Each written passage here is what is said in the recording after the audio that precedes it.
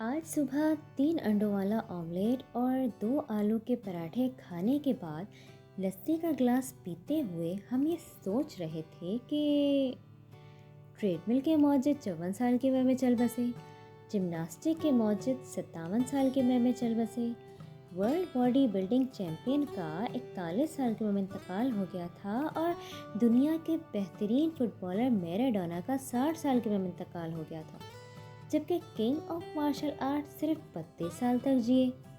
लेकिन लेकिन KFC का मौजिद 94 साल तक जिंदा रहा। न्यूट्रेला ब्रांड का मौजिद का इंतकाल 88 साल की उम्र में हुआ। सिगरेट बनाने वाली कंपनी विंस्टन का 102 साल की उम्र में और अफ्यून का मौजिद 116 साल की उम्र में वो भी जलजले में फौत हुआ था। MDH मसाला बनाने वाली कंपनी का मालिक 97 साल तक जिंदा रहा।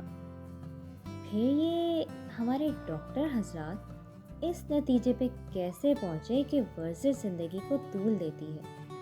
अजीब बात है, खरगोश हमेशा उछलता कूदता रहता है लेकिन वो सिर्फ 2 साल तक जिंदा रहता है, और कछुआ जो कि 400 साल तक जिंदा रहता है कभी कोई वर्जिश नहीं करता और निहायत ही आराम और पुरसुकून अंदाज में चलते हुए अपनी ज़िंदगी गुजारता है। लिहाजा आप सब भी ठंड प्रोग्राम रखिए, खाइए पीजिए, मौजे फरमाइए और सलामत रहिए।